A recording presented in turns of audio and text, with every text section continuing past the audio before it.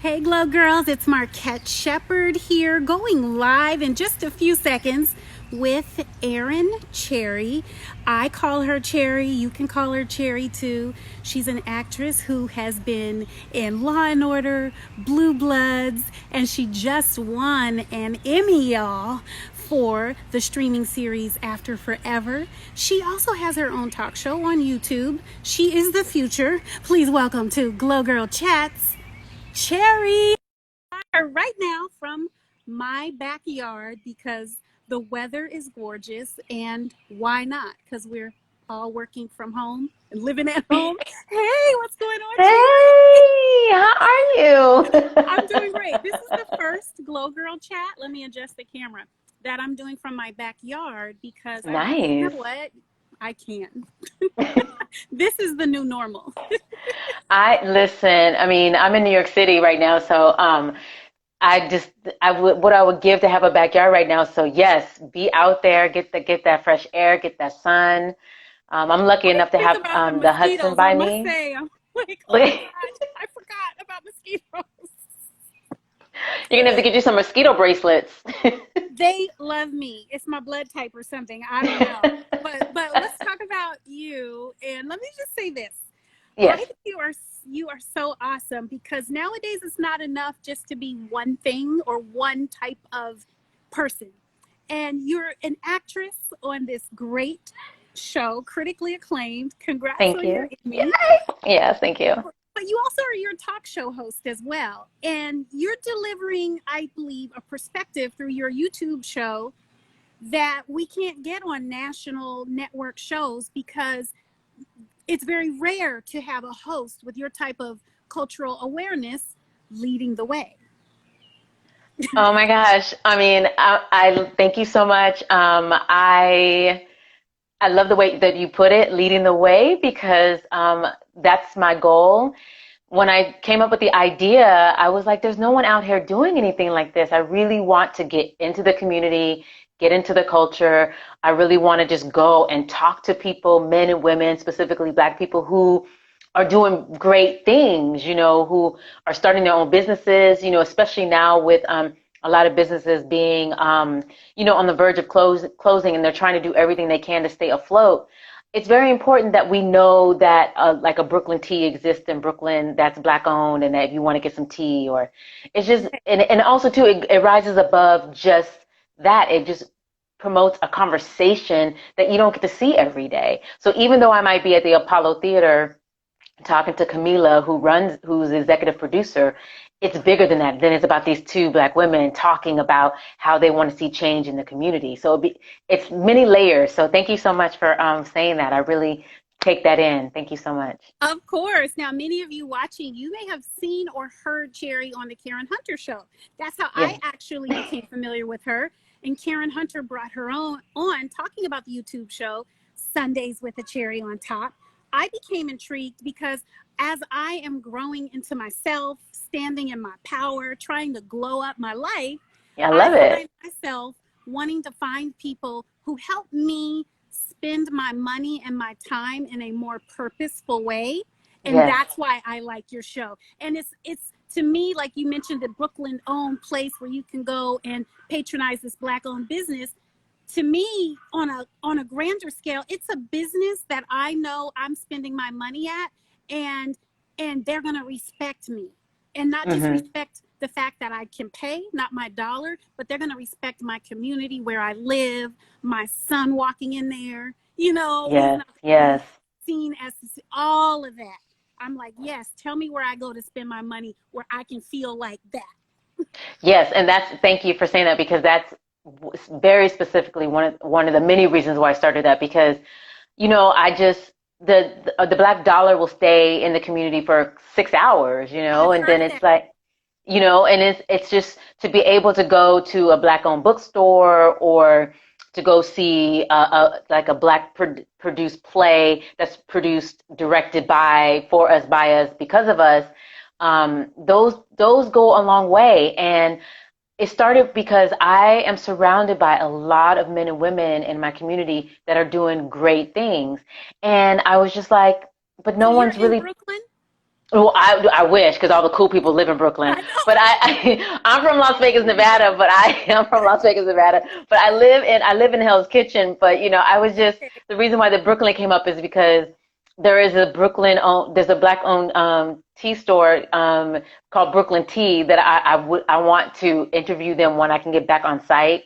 And so, Yes. but that's why they came to mind. But I just think it's just very important, and also too, community, village, like you said, you can go and spend your money and feel comfortable and know that it's like the money is going towards the community. You get respected, your children get respected, Right. and just being surrounded by people who are doing great things and no one knows about it. That's just why I started the show, because I was like, I know so many people and they're doing great things. Why not talk about it? So that's why, yeah. I love it. Now, on top of that, this show is just what you do on the side. That's your Yes, side hustle. Your main yes. gig is starring in Actor Forever. On how do you tell me about the day in the life of like a mainstream actress, like who goes and wins Emmys and that kind of actress? Oh gosh. Well, it's been overwhelming in a good way because I didn't expect to win. I to the point where I didn't write a speech down. That's It hilarious. was like they called my name and I was shocked because I was in a category with another woman who's actually in the show with me, Katie Huffman, and she's this huge New York theater Broadway actress who's won a Tony.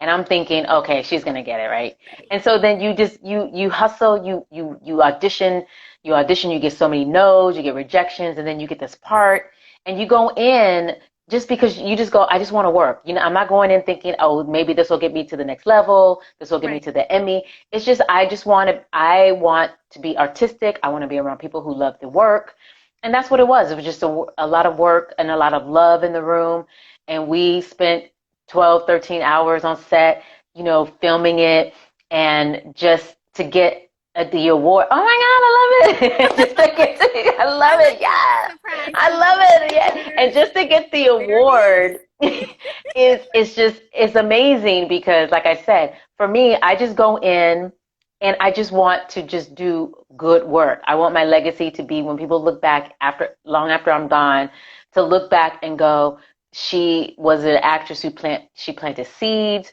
she loved her community, and she just really loved good work. So yeah. Oh my I gosh.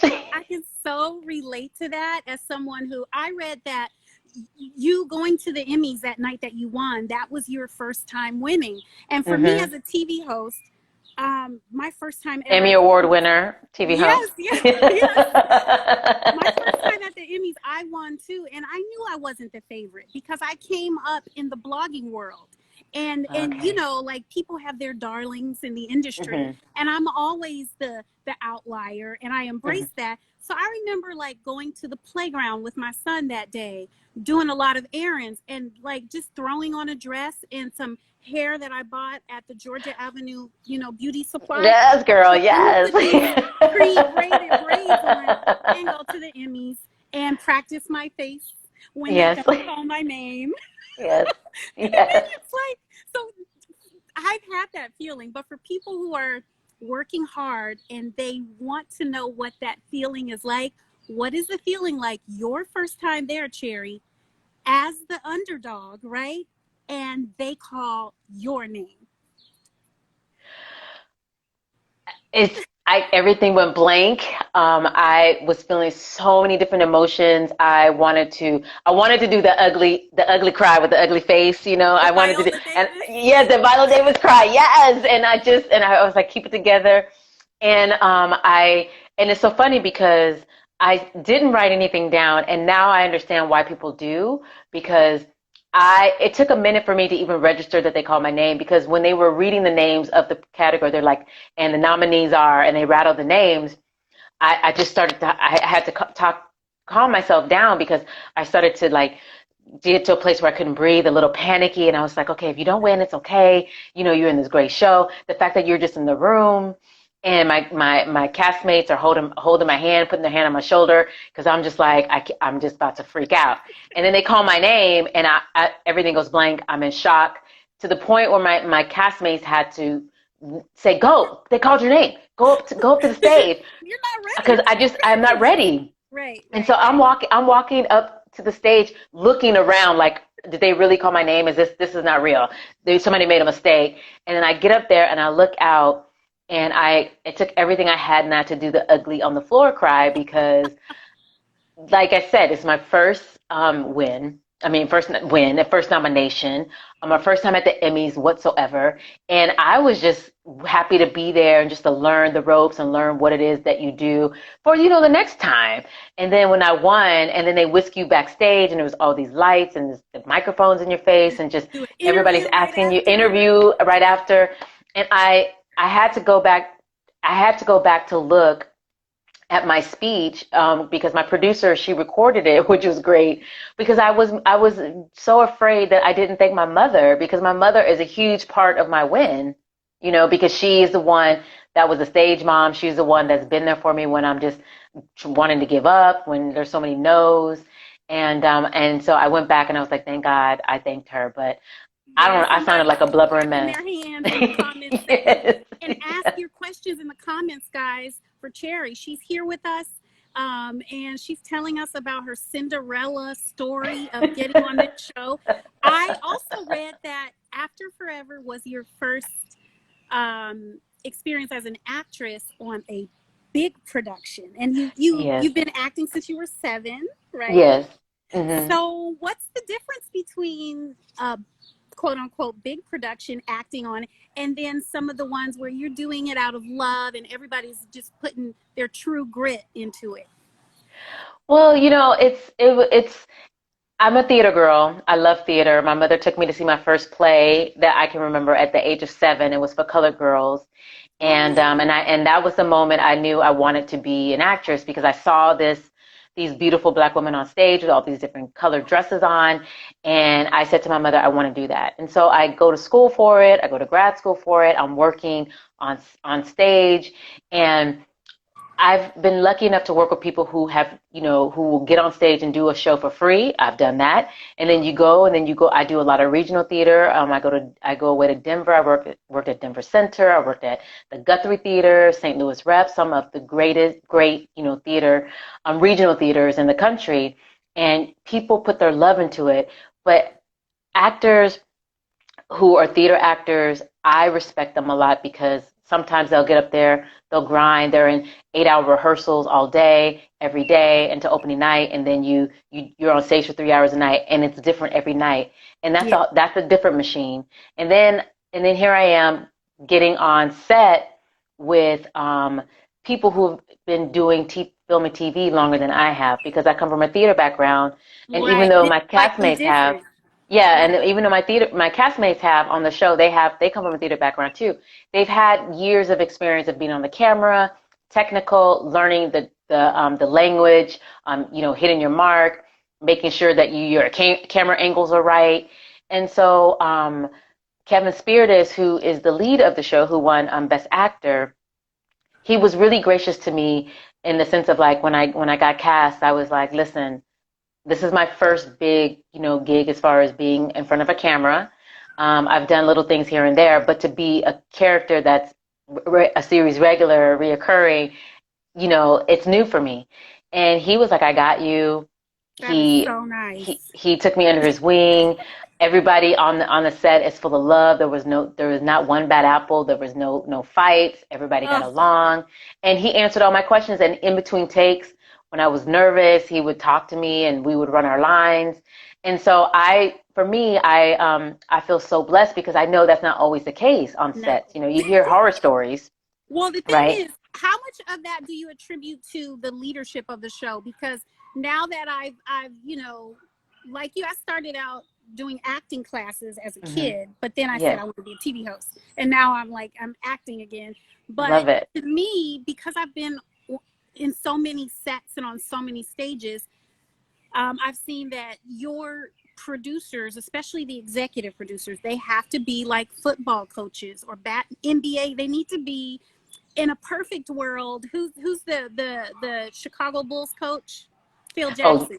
yes, I was gonna say because I'm not a sports person. I mean, I'll watch Okay. sports, or Well, you you know, know but the answers, Mike.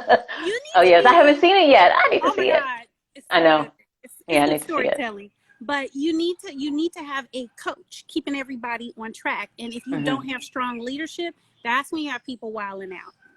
Yes, and our executive producer Alison Valor, she is great because she's an allyship. She's an ally, and what I mean by that is that she's very big on making sure there's diversity on set, in front of the camera, behind the camera. Behind the camera, And our yes. two directors of well, our first season um, was a woman director for all our shows, and then the second season was a woman director for all the shows. Our cinematographer was a woman, and she's very big on making sure diversity happens, and she's very open as far as when I talk to her about issues that I might have, or when I was coming on and saying I just want to make sure that my character Brenda is portrayed, as a black woman in a positive light.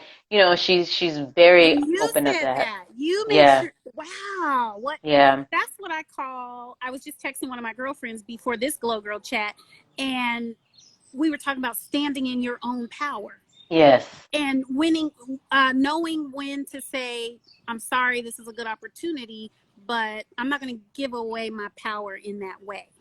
You know yes, what I mean? And so yes. you had that outset like as a newcomer to this type of production. I think that's awesome. And they heard Thank you. you.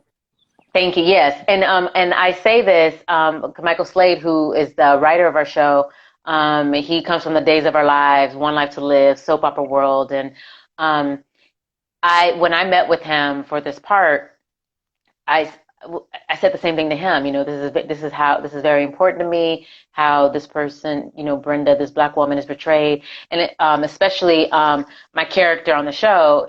She's a lesbian black woman. You don't see women like her on TV.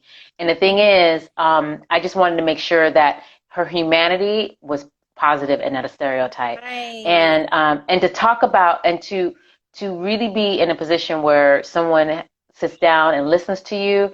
It's very rare too in our business.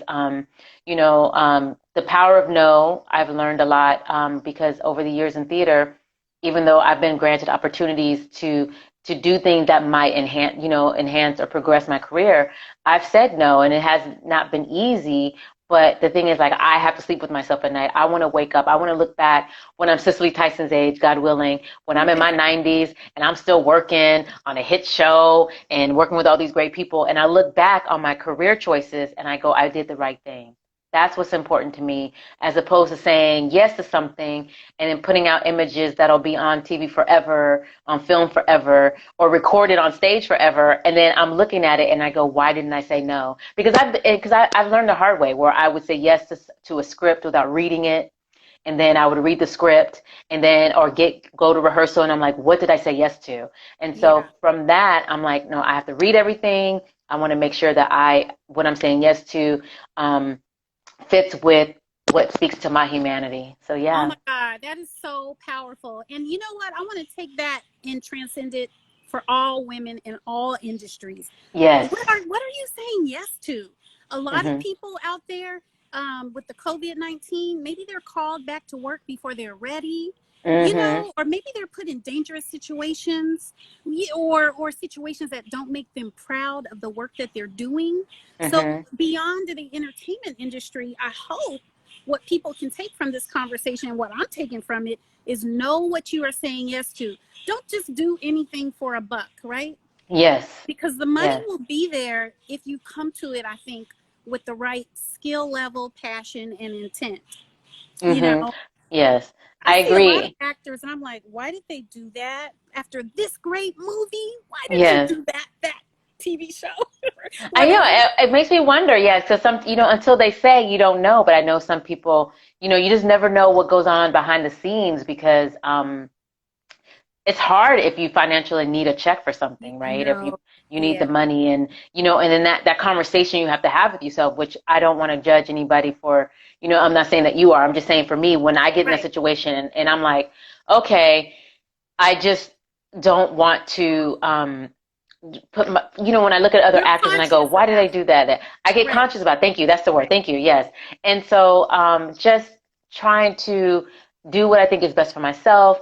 But yeah, I see actors sometimes and I look and I'm like, why you do that movie? What's going on? But then I'm like, Cherry, you don't know what's going on behind the scenes. You don't know what their financial skill, you don't know what's going on in their They world. might. The answer just might be, you know what? I got mouths to feed, or You know what I mean? I You got this know, bill.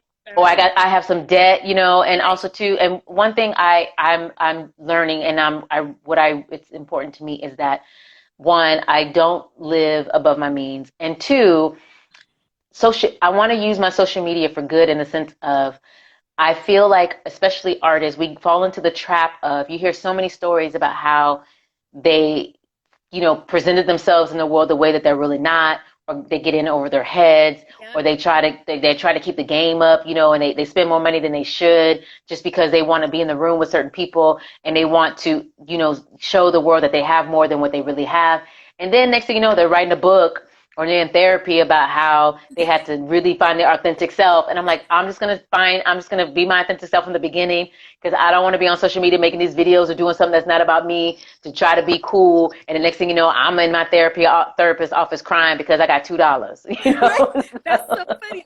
I had a conversation with my TV agent is in New York, Hmm. and everybody is off the set. They're not in production, Yeah. and so he called me recently, and I said, that time I was in New York around the holidays, and I was late to meet you.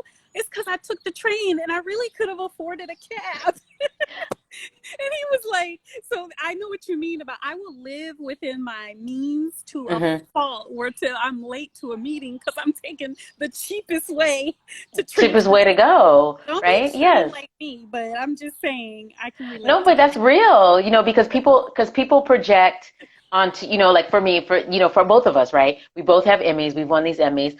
And the outside world will look at the Emmy and go, "Oh my gosh, this is so great." And the thing is, like, the Emmy is great. I'm not gonna give it back, right? But It's the thing great. is, like, Put it up life to you. still exactly, and life goes on, right? And life happens, and people project onto you what they think that win means and what they think is going on in your life, and it's all glamour and glitz, and sometimes, like, no, I have an Emmy, but I'm gonna take the train.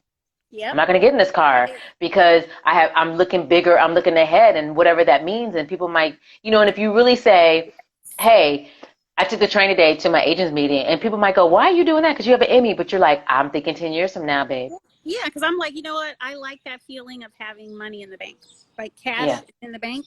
I feel good, and I'm getting this $2 one-way trip to this meeting, and that makes me happy. Yes. Especially in this life, which I want to get to is having been in entertainment. You go from gig to gig. You're a professional freelancer for the Hmm. most part, and all of the productions shut down. Now casting directors are trying to decide, how am I going to cast a love scene, Hmm. with COVID-19, or when am I going to bring my cast back to set, or are Hmm. they going to just be quarantined together and have to eat, sleep, and live together for the duration Yeah. of what are you Of this. experiencing, and how is this affecting you? It's affected me. Some days are better than others. Some days I have days where I'm like, oh my gosh, what's going to happen? The business is never coming back. What's going on? Me being an actress and being dramatic at times, but real feelings, right? It's like I have these moments of fear where I'm like, okay, what if we're not coming back? And in the beginning, I was feeling a lot like that. And then, starting to read articles and, hearing what, like, some productions are opening up, and also too, like you were saying, how the behind the scenes are really trying to figure out ways to make sure that we're safe on set. And my experience is I have to be patient, because I do want to know what that looks like. Mm-hmm. I want to know how we will be protected. I really, want to have a third season of After Forever. Like, I would love that. What is that going to look like? When is that going to happen? We don't know. Just Did, to make sure everybody's Before the safe. coronavirus hit, did you have a date for starting to shoot season 3? No, we did. There was not a date yet, only because season two just came out, and we Oh, were promoting season two. okay. But because of so much of viewership, and because of so much accolade and people loving season two, there was starting to talks about, season 3, but now I don't know. I haven't gotten official word of like, yes, we're doing it or no. Yeah. And when the pandemic hit, that conversation stopped because it's like everybody's trying to survive and make sure they stay afloat. And for me, it's been an interesting ride because, I just won this Emmy. It's only been 1 year. Yeah. I'm starting to, people wanting to know who I am and my name and getting into, rooms that I hadn't gotten into before and auditioning. And then it's like the pandemic hit. And then it's like, oh, okay, so if, let's say, and I don't, God, I hope forbid, I doesn't hope it doesn't happen.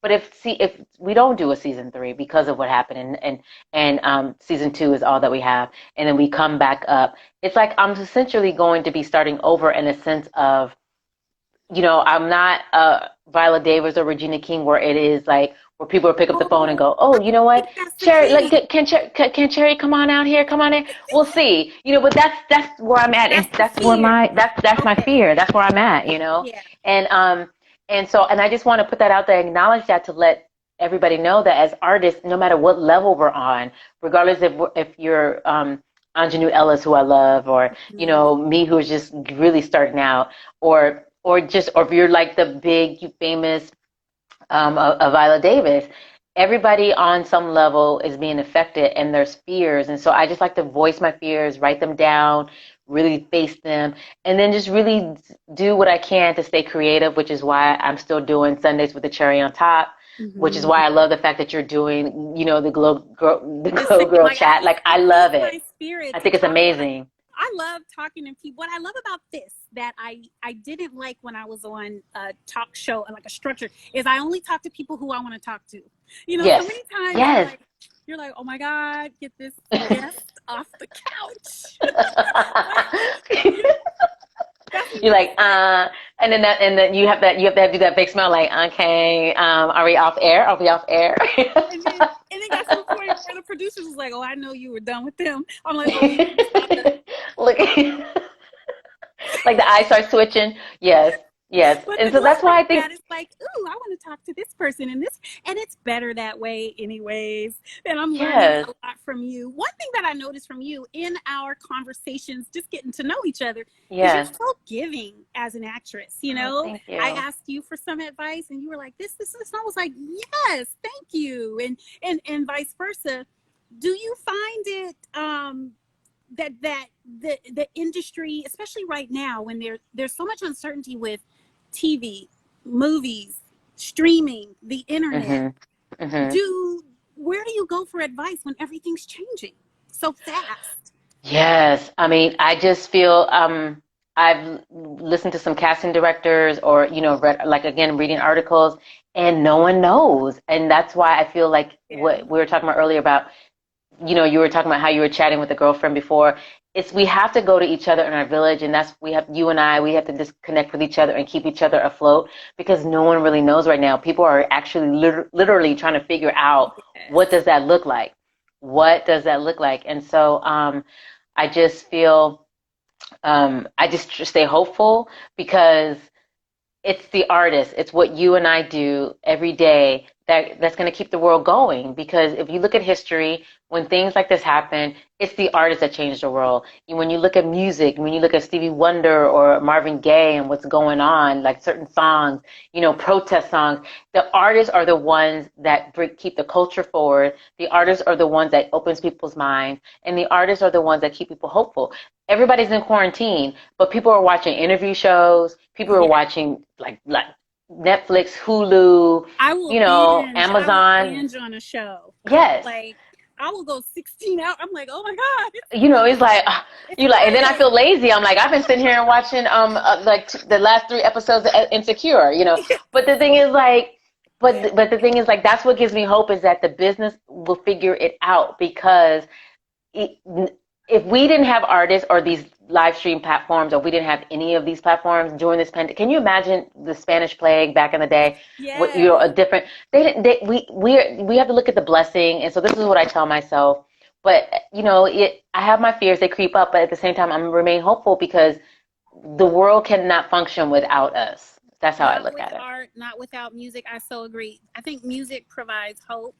and that age old adage is what Yes. this is exactly the time when artists get to work.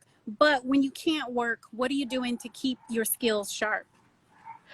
Oh, yes. I am I'm working on my interview skills, so that's why the Sundays at the cherry on top. I love the idea when you were talking about bringing up, picking people that you want to talk to, Oh, my people, I want which to is talk I to. love me too, which I love. I'm like I want to talk to this person next week. It's a This person's doing luxury. some great stuff. I love it. Instead of somebody telling me you have to interview this person, I'm like I don't want to interview this person. So I love that, and just also too. I do, like, before this happened, well, I guess I still am a teacher at Maggie Flanagan Studios here in New York City. Okay. And we're going online. And so I was a private acting coach there where I help people Okay. put their self on tape. I help them with their sides. I help them with monologues. I help them with graduate school auditions. And so people are still coming to me and saying, hey, I just really want to work on this. Can you help me? And some people are still getting auditions, which is very a good sign as well. Some That's people are like, great.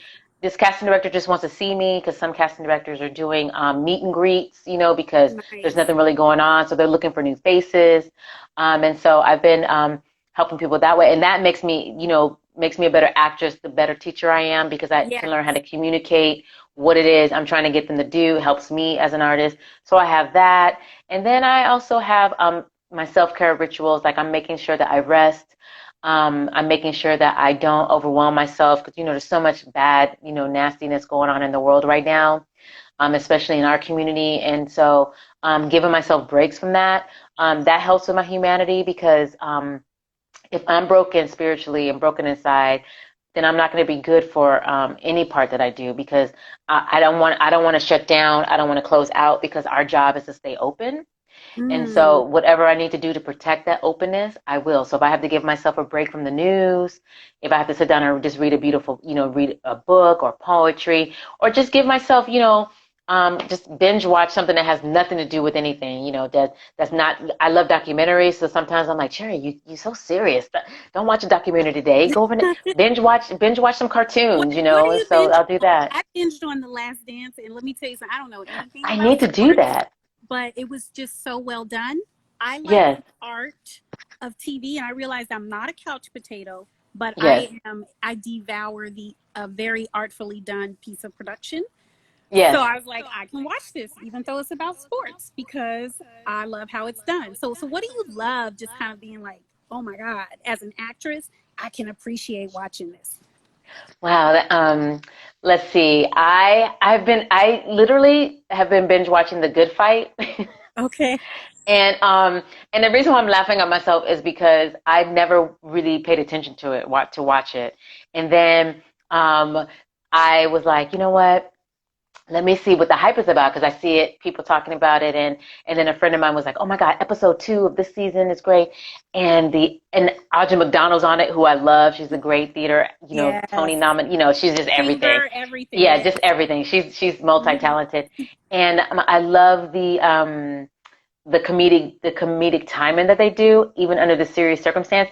And the reason why I like it is because it reminds me a little bit of After Forever because it's it's these serious things that are happening and dealing with death and sickness, but then the comedic part aspect of it, to be able to laugh through pain or be able to laugh through something serious or take a serious thing and make it funny. I like the challenge of that. The writers on that show is very good. And then I've been watching okay, so also I'm on CBS binge. I don't know why, but on Okay. CBS also too. They have a lot of good stuff. Yes, and so they're showing old school episodes of Young and the Restless. so Are you and so serious? no, Because that listen, was let me my tell you. soul. And so Young and the Restless and my mother would watch that show. My grandmother really when I was a Mine kid, too. Mine you too. really got into the soaps, One Yes. Life to Live, All My Children, and Young and the Restless. Those are the three that she would watch. And so I, growing up, got hooked on them, and Yes. then so I would watch them, and they're not around anymore. Well, One Life to Live and They're all the dying. New York ones are gone, but General Hospital, Young and the Restless, they're not the same right now, right? And so Young and the Restless they did the Winters family, the Neil Winters family. Yeah. They showed the It's old school episodes of Drusilla and Neil, which is the Ooh, the Black Mecca family. yes. That because they were huge. We'll get When parts on that one. you Okay. know what I mean? Like Yes. they were They're because intense. yeah, They're it was. But the thing is, like, it was when I'm looking back at them and I'm watching the episodes because it's like a lot of them I don't remember, and I'm looking at them and I'm like, um, for them to be a Black family on a huge soap like that, they were one of the first to open the doors to make it diverse. And it was a storyline. It wasn't about them being Black and and just making a point of their race. They it were was about people complex people, not about people black living in the people. world. Yes, Right. and they were living in the world. Neil Winters had money. He done married Drusilla, and they were messy just like everybody else. And it just brings me joy because it's so overly dramatically good. Yes. You know what's interesting? So I want to shout out Christophe St. John and oh Mm. my God, why is her name escaping me? The actress who played Drusilla, Oh, Victoria Rowell. Victoria Rao, because Yes. I interviewed her several times, Oh and wow, nice. yeah, she's a force. She Yes. talked about being Black actors on a white set, and it was not Yes. easy for her. Yes. But with all of the uneasiness going on in the background, they Hmm. brought it and left it on the for years to come. There will Wow. never be another Drusilla. You know what I Oh my mean? gosh, There will no, never be no, another Neil. no. And they had distractions going on, and I just think, Yeah. wow. I want to shout out Yeah. all of the actors on sets or who have been on sets and they haven't been supported in a beautiful way to just create good art, because the fact that when you're saying that and it's bringing up memories of me Yes. sitting up drinking coffee with my grandmother at 9 years Yes. old, Yes. Yes.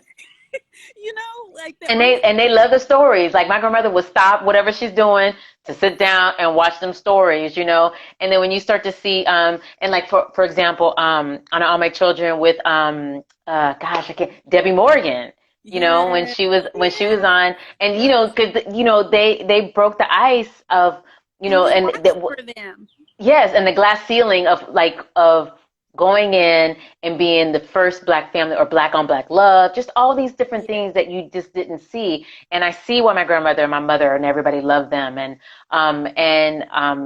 with you saying what you just said, it even makes it even more powerful for me because you don't know what's going on behind the scenes. And here I am celebrating and thanking her for going through the fire for us because going through the fire and doing the great jobs that family did, Shamar Moore, all of them that Yes. they Yes. did, opens the door for us, for us coming after them, to deal with the pain of that because they are one of the first. If And that being soap opera so was still on now, brave it'd be too. different. It would be a different story right now. But for her, I'm not surprised that she didn't that she had to fight because they didn't know this is new for them.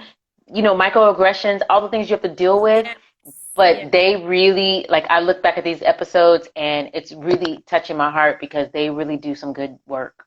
Great work. And then the Young and the Restless in particular, because I'm kind of a super fan. I didn't know you were Yes. going to do it. You're going to make me tear up on this. Okay, so the Young and the Restless is run by Yes. a family. So you know Yes. how hard it is to work for a family business and you're not family.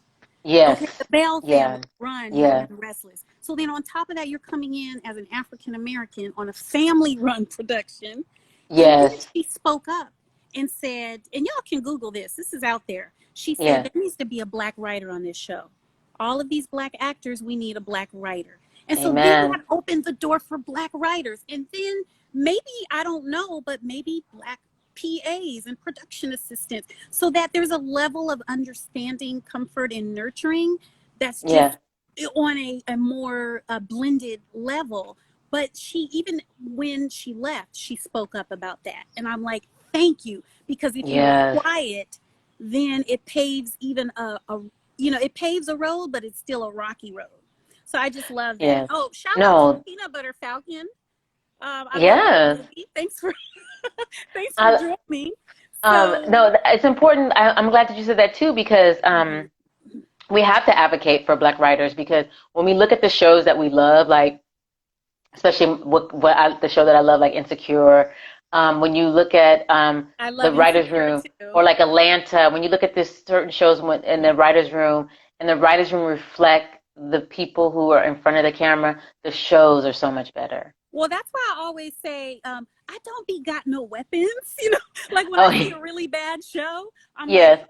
I don't be got no weapons. Those writers have no idea Oh my gosh. what to Well, do with you this remind me of talented. Hollywood Shuffle, and then like it's like black actor school, and all the teachers are white, and they trying to teach them how to see exactly. And Robert Townsend was so ahead of his He's a time, genius. I would such a love to genius. interview him.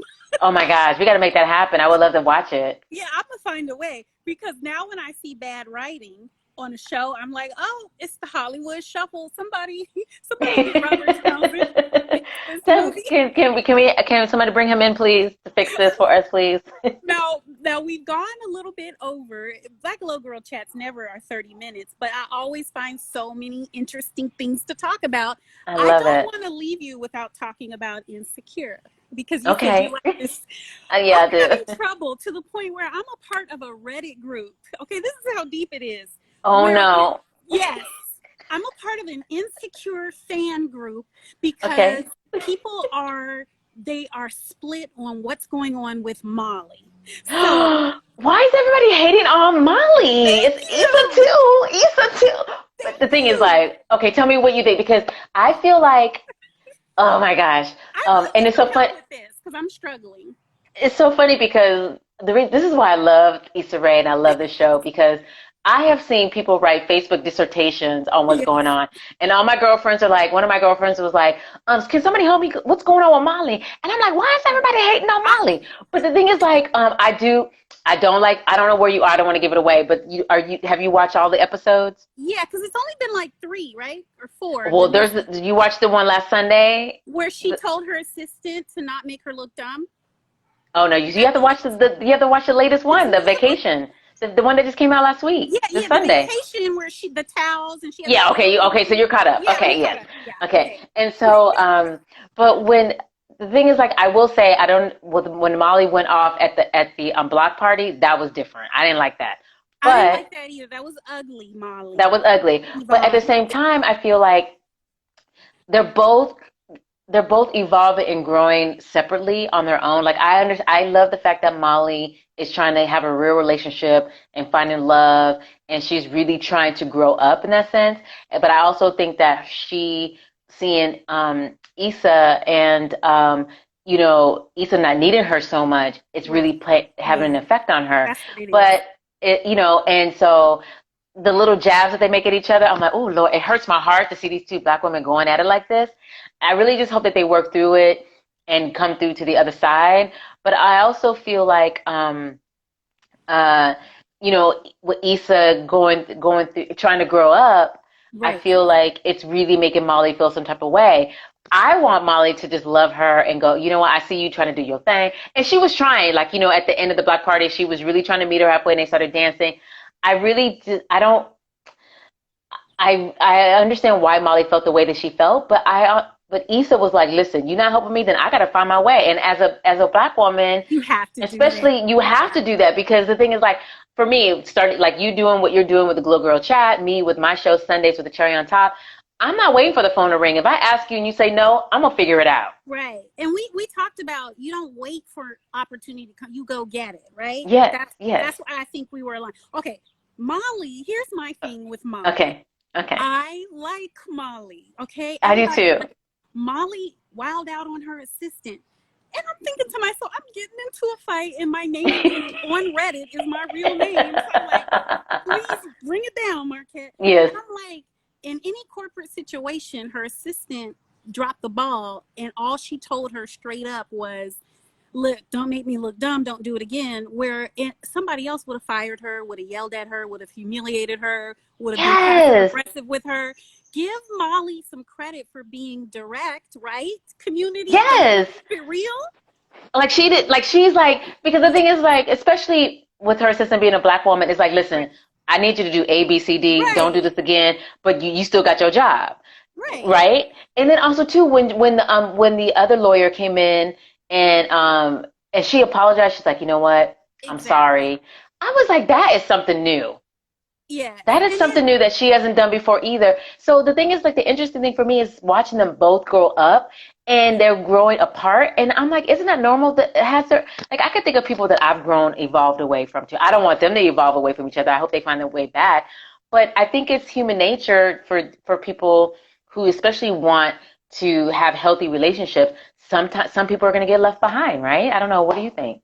I think with Molly and Issa, okay, the relationship has changed because Molly was the successful one and the Yeah. shiny, the shiny one, and then Hmm. Issa was the one who, was underachieving, and they were comfortable in that relationship. When Issa started growing into her own skin, so to speak, Issa D, not Issa Yeah. Rae, Yeah. Molly, they had to redefine their relationship. And after Thanksgiving, I Yes. felt like Issa D blew Molly off because she was supposed to come to her house and have sweet potato pie. Am I right or am I right?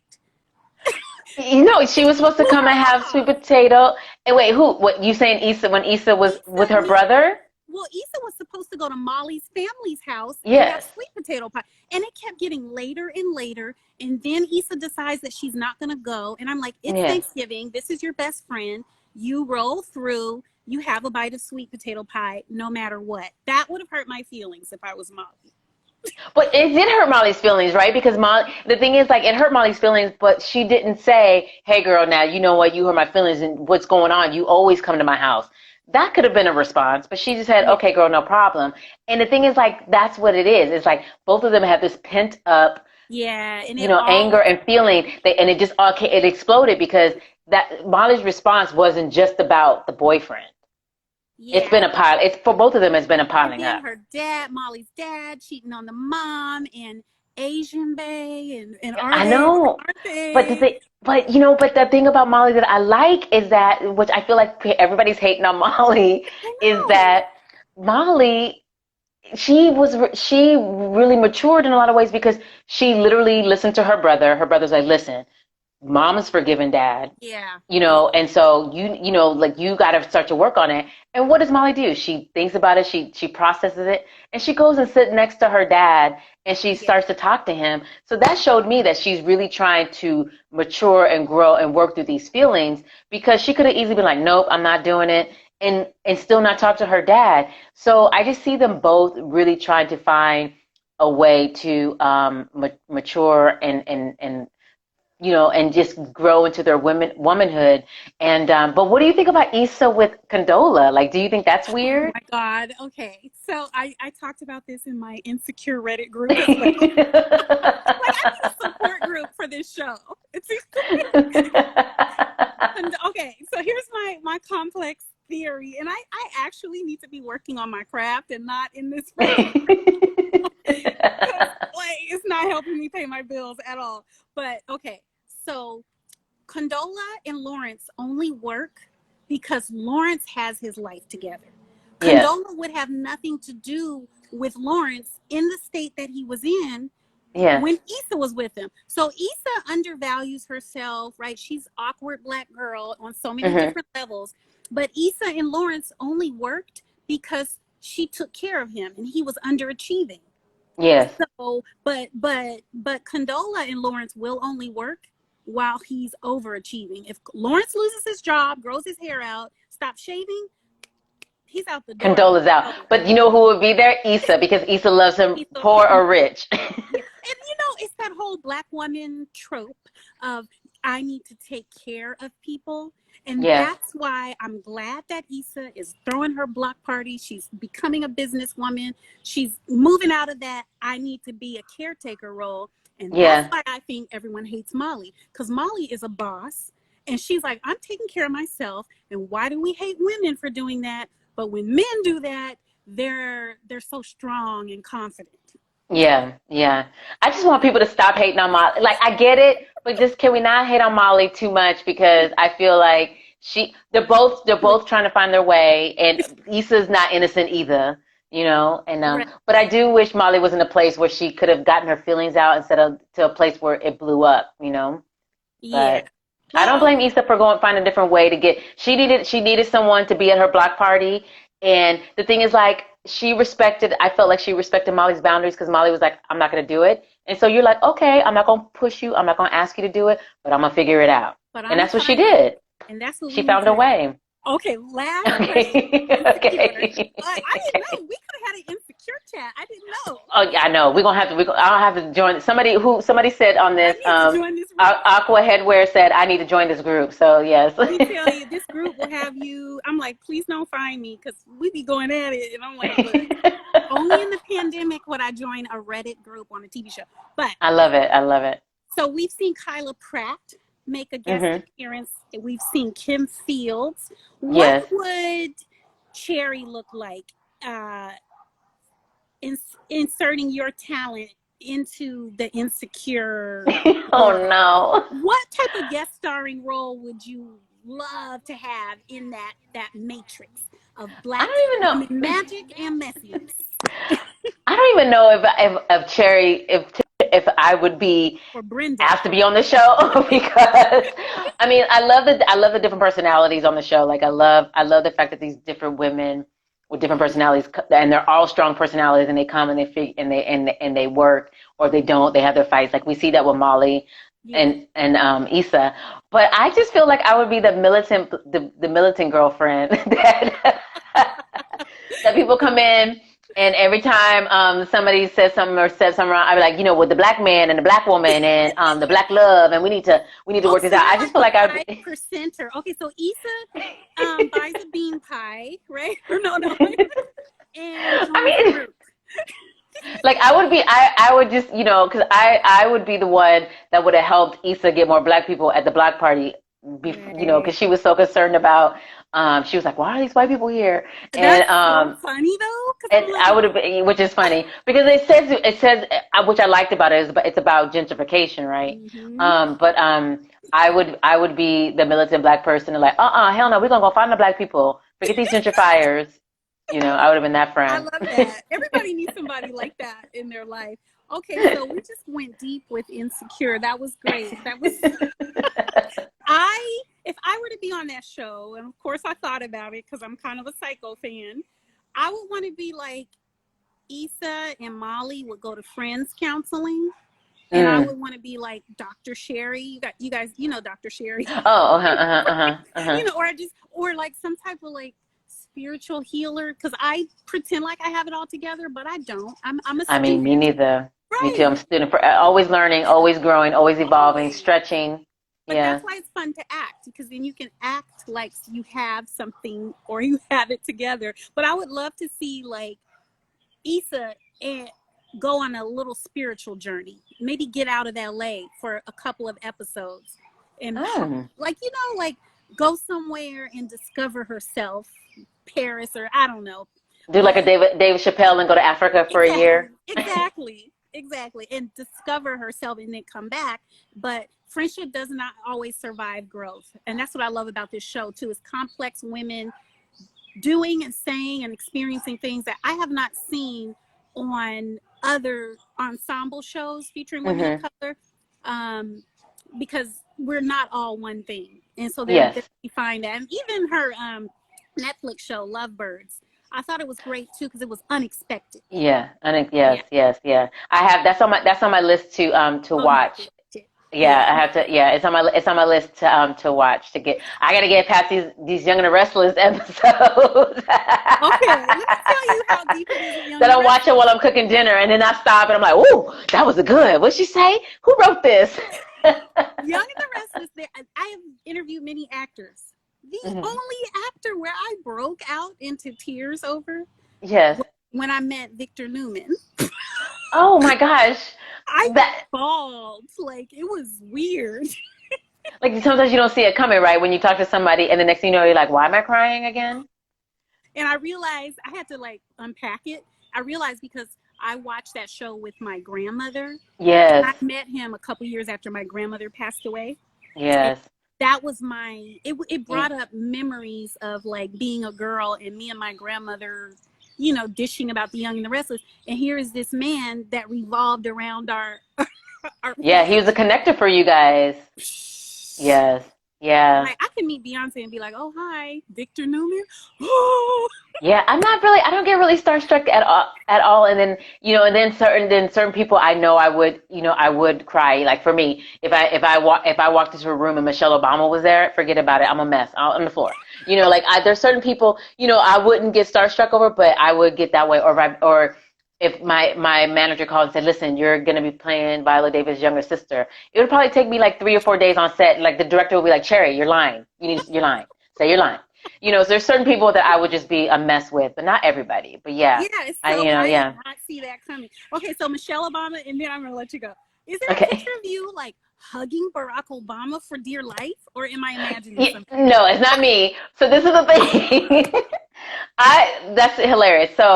Um, so when was it 2 weeks ago when Obama did the commencement speech? Yeah. He did two that day. He did one for the HBCUs, and then he did one for just the 2020 graduate students Right. all across the country. And I watched both of them, and it was just so comforting to see him, to hear his words, also to just to see a president, right? Yeah. And to someone A who real can just put, leader.